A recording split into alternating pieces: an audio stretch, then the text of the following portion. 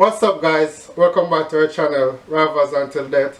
And before I go any further, I just want to say subscribe to our channel and click the notification bell so you get all of our videos. Welcome back, teacher. Another video. International break. You know, a lot of people don't like international break, especially Premier League fans. What's your thoughts on it? International break don't make no sense, brother. Yeah. My general thought is I don't want to have my players on international breaks for like friendlies. For like African Cup of Nations or Euros or World Cup, I can understand, but like friendlies doesn't make no sense. Any injury update? Every year Arsenal players go on international break. That's when we always fall off because they come back always injured. Updates on Arsenal players? Any injuries? I think Magali's other injury. Nah, he played last night. So that's good. Yeah, we haven't had no injuries so far. Tomiyasu played well. Hey, that was Korea, Japan. The Japan team have some nice players. Underrated team. Kai Havertz had an assist against France, so he played well. Odegaard. Which team they lost? Which team Germany lost to? Japan. Yeah, but they played France yesterday. What's the score? 2-1. And I think they fired Germany manager as well. Yeah. Fall off is insane. England won. That's the game I want to talk about. That's the game. With this England group of players, all these players coming up right now, England's supposed to be performing better than how they're performing. And all the blame should go on that manager. That manager, Gareth Southgate. He's stupid. He don't know what he's doing. I'm saying, like, what has he done for him to still have that job? Yeah. I don't get it. Because even the Euros where they come finals, they should be winning that Italy team easily. So that's still a mystery. He's still starting Harry Maguire. Like, how is he a starter? Harry Maguire not even supposed to be near that squad. He shouldn't be in that squad. He shouldn't be in that starting lineup. Calvin Phillips shouldn't be in that squad. He shouldn't be in that starting lineup too. Conor Gallagher would play for Chelsea. He shouldn't be in that squad. Nowhere near that squad. Ward-Prowse should be. James Ward-Prowse should be in that squad. Ben White should be in that squad. Tomori should be in that squad. I like England. I like England this year at least. I think England is England is a team to challenge France. If you could pick any manager for England apart from Pep, who would you think that manager would be? Arsene Wenger. I mean, Wenger's retired, man. He would be ideally, how he plays and his tactics. I think he'd have done a good job. But one Arsene Wenger, man. Arsene Wenger, who could be? I don't know, man. But Eddie Howe would be a perfect manager for that team. That's a good shot. The quicker they are, the more they have a chance. But it's gonna be like the Lampard, Gerrard era where the guy that you had last season, the Chelsea coach that you guys fired. Tuchel would win everything. No, not Tuchel. Tuchel, the other one. Graham Potter. Graham Potter is good. No. That team is too much big personalities for him. As I said, there's just certain managers who can only manage at their level. England is way too big for. I still have this question though. Why is Ben White not getting picked for this team? That's stupid. He's one of the best defenders in this league last year, in this league this year, but yet they still won't pick him. That's stupid. And now that I think Vinicius injured, right? Yeah. Martinelli should be playing also. Yeah, I was saying that. Even if they had to play him as a false nine over Richardson, he should be playing. Yeah, they rather play, what's this guy named Rodrigo? I'm not saying Rodrigo is not a good player, but I think that right now, the level that both players are at, Martinelli's a better player. It's a hard take. I mean, Rodrigo's played in some big games throughout his career, so it's questionable. But Martinelli should definitely be getting more playing time. Yeah, Martinelli's playing. And there's no way Richardson should be starting. Martinelli is outperforming all of these Brazilian wingers. Yeah, in terms of form. Scoring more goals, making more assists, impacting more games than all of these guys. The only difference is Martinelli haven't played in the Champions League. That's the only difference that they have over Martinelli. But Martinelli performed way more than all of them. At least now they're starting to give Gimares more game time. Wicked baller. I think the sooner they can play without Neymar, the better the team's gonna be. I just have that feeling. That's just me. I have a total different opinion on that. Neymar is the Brazilian guy. He's the leader for that team. He's the one who rallied that team. He's the one who take up that, like anything that's going wrong, he's the one who take that team on his back and carry them. So for me, Neymar is the guy. Based on individual performance, I don't think his style of play can actually bring a team. He's not the art of a team. He might be the best player and have the best performance, but there's certain thing about the art of a team. Players like Kevin De Bruyne, players like Cesc Fabregas, they just add certain aspect to the team where if they don't play the team different, I don't think Neymar have that power within the team. He does. We have won a title without him, you know. Copa America. The reason why I said that, each time Brazil go out the World Cup or go out of like a major league cup, Neymar has to be injured. No. Every he has time played the last couple tournaments already, he has played. That's the only one that last World Cup. That's the only one. But the year before that, he was injured. That's why they fall down. That's why they had to get their ass whooped. That's 2014. That's why they got their ass whooped by Germany. That's 2014. We have had 2 World Cups apart from that. You remember? He hasn't. Yes, I remember that. You remember that scoreline? Yes, I remember that. 6-1. Yep. How was that game? But yeah, we have played 2 World Cup after 2014, and his Neymar is just Neymar, bro. He's just not that player that can put in that team effort, and I don't know how to explain it, but the only problem I got with Neymar is that he cries a lot and he balls for a lot of foul, which is not even foul sometimes, and I think his personality sometimes get the best of him too. That's just what happens when you're a superstar. He's more of a celebrity than I'm not gonna say he's not a good football player, but he's a bigger celebrity than a bigger football player, in my eyes at least. I get that. And to me, for a team to win, you can't have a player like that. You have to have a just hardcore player like, I hate to use this name again, but De Bruyne. A type of player just have that impact, you know. Odegaard is like that too. When he plays it, he just stand out. Yeah. He grabs the game by the Neymar just don't have that it factor. Yes, he's going to do magnificent things on the pitch, but to actually carry a team over that line, Angel Di Maria is another name.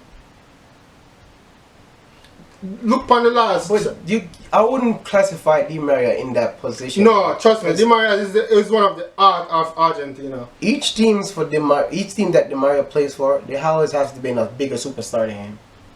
But he's the one that stepped up. I'm talking about internationally now. If you look on the Copa America that Argentina won and the World Cup that Argentina won, who was the person that carrying those teams? Yeah, it makes more sense if you said he helped out a lot. No, but you can't say he's the one. When it comes to big games, Di Maria is one of Argentina's top performers. I'm not saying no, but you can say he grabs the games by hand, like say, yes, boom, I'm the guy. But if he's the one scoring the winning assists and the winning goals, wouldn't you consider that as grabbing the game by the neck?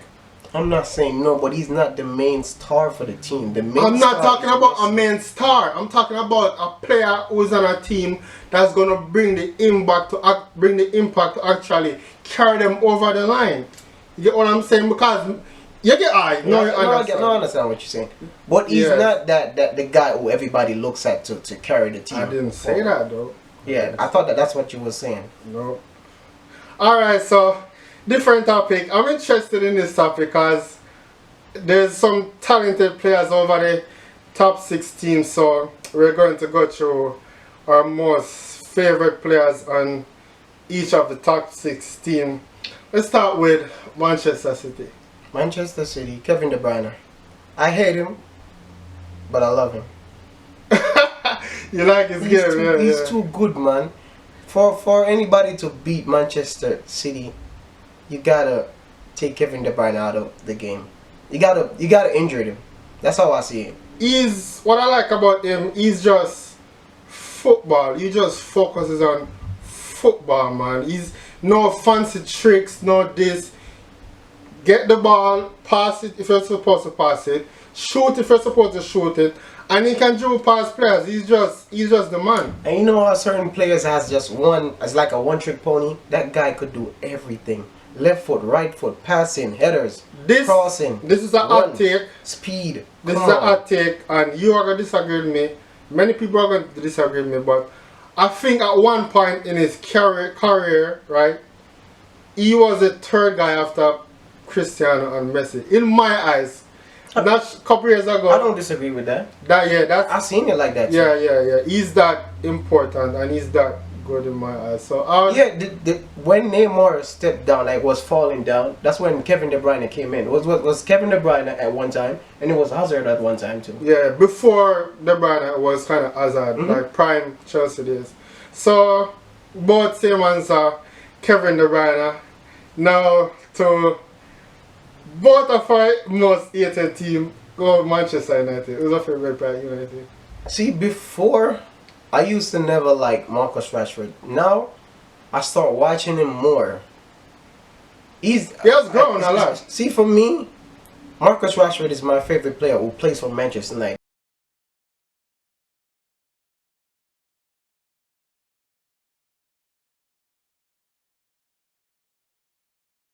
With Marcus Rashford or Manchester United fans is they put Marcus Rashford in a big position that I don't even think that he should be in. You should have like a co-star or a better player than him in the team where he doesn't get all that spotlight. Yes, that and the people who I see they compare Marcus Rashford with or say he's better than that's just United fans in general. United fans are very cocky, high people. They think of themselves in a high regards. Yeah, but over the years though, he has grown a lot.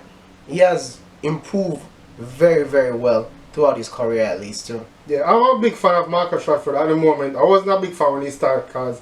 But he has learned a lot and he has improved a lot. And he has been actually one of the best players in the league. And I want to give a mention to Garnacho too. I kind of like him.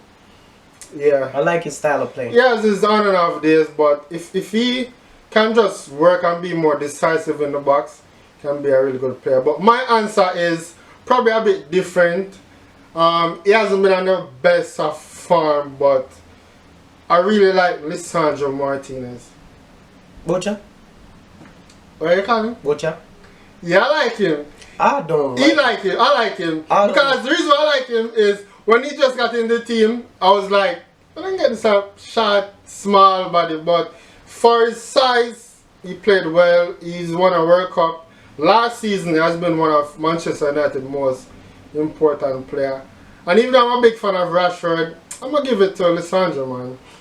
I don't like nothing about him. I don't like his personality. I don't like his style of play. I just feel like he's a cheat. He's a cheat. It's the way he carry on with himself too. I don't like that about him. He's always moaning too. And he's always the one who's always pulling off a lot of big tackles on certain players and getting away with it. But then again, I don't even blame him for even performing like that. I should be blaming the ref. The ref. Oh. Yeah, because the ref should be booking him, man. Alright, let's go into London now. Tottenham Hotspur. James Maddison, easy. I've always been a fan of James Maddison. I always wanted him to come to Arsenal. When I seen him make that switch to Tottenham Hotspur, I was like, oh, that's a good buy. Even for the money that they paid for him, that's a bargain. Bargain.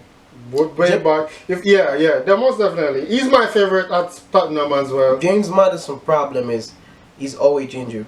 But once he could go like a full season without getting injured, James Maddison is going to be a big problem for this Premier League. Trust me. That's my answer as well. And shout out to Is Bissouma and Destiny Udogie. But Is Bissouma is a good shout too, Yeah, but good player. I'm going to go with James Madison. Now to my team, Chelsea. Who's a favorite player at the moment? Nobody. Troublemaker. Chukwuemeka. Troublemaker, daddy. Yeah, he's a Bad boy, talented lad, you know. He's a talented lad. The injury come at a bad moment because I think the manager was gaining a lot of trust in him. Who's my favorite player? Chelsea. The one and only. Enzo! Yeah, the girl them. That's surprising. The last time you told me it was Rent-A-Jet. Yeah, but current Enzo has been the man now. Okay. Enzo is the man of Chelsea. Okay. I see that. So, we've gone to 4 teams. Now to your team. The Arsenal. Easy. Ben White. One Benny Blanco. I see. The player who mega choose now, even Tony now, I've always been a fan of this player. From the first time I watched him, the first thing that stood out to me was his build. He's intelligent, he's aggressive, he's a good on-the-ball player. I think he has potential to be the captain, and I think he has potential to be the best defender in the world. And I think Real Madrid should buy this player. Don't matter the cost. Don't matter the cost. If Muda goes 110 million for Saliba. Don't come Baba, I think. Madrid play that. And I don't even like Madrid, but first of all, if we do gonna sell Saliba, 120 is no money. You ain't getting Saliba for no 120. No, 110. Come with you 200 million. Then we could talk. And we still not gonna sell him. Be realistic though. We know he's going to be one of the best, but he doesn't work that, so be realistic. Any Arsenal top players right now, to get them out of Arsenal, you gotta come with 200 million for we to speak to you. Be realistic now. I'm being realistic right now. If Enzo Fernandez is going for 100 plus, what's the guy name who went for 150? Come on, what's his name? Went for 115. What's his name again? Caicedo. Caicedo went for 115, and we're talking about Saliba. Saliba is not in those runs though. Saliba. He's not in those runs though. Saliba is one of the. It's not even one of. Saliba is the best defender in the league. One of the best young defender in the world. And you're talking about 150. Get that shit out of here. We want 200 million. How much PSG played for Mbappe? Isn't it 190? Yeah, 190. Or 200, close to that. Yeah, it's 190. So, and he has a record, right? Yeah. So why they should pay 200 for Saliba? Because the market is going up. You've seen the market for all these players now, right?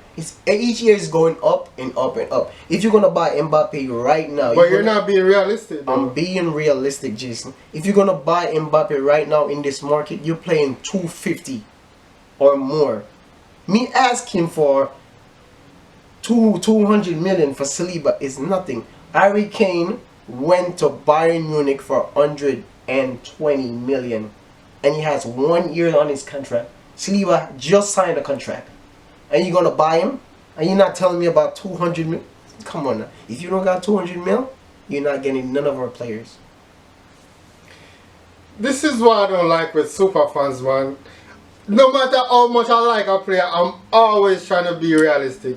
That is to me, I'd go as 110 if I was Madrid, because I think he's that good. Let's leave it at that, and nobody come with a look the fact unrealistic. The big fact that what I said about the 200 million, the problem with the problem that you've seen with it is that you wanted Real Madrid to buy it, but once I put that price on it, you're like, oh, Real Madrid is not going to spend that money. We both know they're not going to spend that money. That's the problem. Because he's not worth 200 million. You want the guy to leave Arsenal. Just say it. Yes. Because I think he's a Madrid player. He's not. No, he's an Arsenal player. Don't give me that shit. He's an Arsenal player. But I don't think he's worth 200. And deep down in your heart, you know it doesn't work that. But because he's so valuable to your club, in terms of how valuable he is, 200 would make sense. But in terms of reality, to me, 110 is a good value for it. Let's move on to Liverpool. Who's your favorite player for Liverpool? Luis Diaz. Top player. Top player. You're gonna say Sabazai. But No. I like Luis Diaz. No, I wouldn't say Sabazlai. I like Sabazlai as a player, but the player who I like seeing. No, I really want to see your answer now. I really RV Elliott. RV Elliott. Yeah, I like young players. I like how RV Elliott remind me of a little Coutinho Ozil in a way. I don't know if you see him that way. No. Yeah, he remind me of them. No. I like RV Elliott. Especially Ozil, no. I like Sabazlai. I like But yeah, Diaz is one of the most underrated player in the Premier League. Who else I like for Liverpool? Kunate. Shit, he should. Who else I've seen in Liverpool that I like? Alcantara, Thiago. Nice player as well. I like him, but you can't really depend on him. He's always injured. His time is up now to me. Yeah. His time playing ball is overdue, man. It's done. I think we covered the top 6, right? Yeah, but I don't think you have a clear answer. Oh, yeah, RV Elliott. RV Elliott is the guy for me for Liverpool. Well, I'm not sure about you, but I'm sure about me. I'm excited, very excited for the Premier League to be back. And we're going with all of the games. Let's see our predictions. Starting off with, we're going to go through them quick. Liverpool Wolves. Liverpool Wolves. This is going to be a good game. It's 7 o'clock in the morning. Wolves have lost Nunes. That's an important player, man. 2-1 to Liverpool. 2-1 as well. I think that's a reasonable. 2-1 to Liverpool too? Yeah, I think that's a reasonable prediction. Aston Villa, Crystal Palace. Ooh. So that's a spicy one. This is a spicy one. I'll go 2-2 draw. I'll say 1-1. It's gonna be back and forth. Fulham versus Luton. Bobby. This for me is gonna be a shocker. Luton 1-0. I don't see it that way. I'll say. Wait. Explain that. Fulham's home. Yeah, so I'll switch that. Fulham 2-0. I'm not sure about the home game. Once you've seen this one first, that means it first. Yeah. I'll say Fulham win. Say 2-1. Luton might get a goal. This is an upset, a big upset. Manchester versus Brighton. Manchester United. I can tell you this for a fact. Manchester City is not gonna win this game. Manchester United. Oh, Manchester United. Oh yeah, they're definitely not winning this game. Manchester United is not winning this game. I could tell you that for a fact. I'll go Brighton 3-1. Go Brighton 2-1. Brighton is winning that game. Sorry, I don't see it as a draw. I see it as a Brighton win. Spurs and Sheffield. Spurs win. Spurs win 3-0. Say Spurs win 2-0. This is going to be a very competitive game if the refs keep it fair. Manchester City versus West Ham. West Ham versus Man City. So that's the game I'm talking about. This is the game. Man City is not going to win this game. West Ham 2-2. I was thinking that draw as well. The score, I'm not so sure. 2-2. Kind of like that prediction. I'm going to go 2-2 as well. Newcastle versus Brentford. Newcastle win 2-1. Yeah. Why I have the same opinion as you? Because I think Newcastle can score 2 goals, but Brentford is a very attacking team. So I don't want the viewers to think I'm just... He likes following everything. No. I'm his big brother, so he has to follow me. Now, my reason for Newcastle versus Brentford is, please don't think I'm just going off what you're saying. Newcastle, we all know is a better team, but Brentford is a very, very attacking team. Brentford is not no scrub, so I don't think they're gonna concede 3 goals. So 2 goals is reasonable, and Brentford is gonna score. So I say 2-1 as well. He's trying to justify that he's following me. You know what? I will predict first the next one. Chelsea versus Bournemouth. I think we're gonna concede. Chelsea win 2-1. Big upset. Big upset. Bournemouth winning that game. No, they're not Bournemouth winning that game 3-1. Bam! Dominic Solanke. Arsenal Everton. Arsenal Everton. Everton at home, Arsenal away. 3-0 Arsenal. 2-0 Arsenal. It's after an international break. I say 2-0. Burnley Forest. Forest win. Forest win 2-1. Forest has been playing well. I see so much potential in Burnley. I think Forest have a better chance, but I think Burnley need a win in this game. I think this game can actually start off a string of consistent performances Wait, for Burnley. hold up. Who Burnley played last game that they played? I'm gonna check. No, don't check. We already know. Chelsea. No, Burnley didn't play. Burnley No, played not Forest. Burnley. Forest. Yeah, and they win 1-0. Yeah. Yeah. Wait. Forest beat Chelsea 1-0, right? Yeah. Oh. Forest So beat- what that has to do with Burnley and No, I didn't remember. I'm just keeping a track of the scores. Yeah. And so I think this is gonna be the game that put Forest on a more consistent streak. So Burnley, I mean. So I think Burnley gonna win 1-0. Yeah. Yeah. Burnley gonna win 1-0. Think that's it for the topics. I'm asking you guys subscribe, share the video, click the notification bell. And I like the love that I've seen each and everybody's giving us since lately. Continue to keep following us, giving us your support. We love that. Like the video, subscribe to the video, and click the notification bell. You see me? I'm out.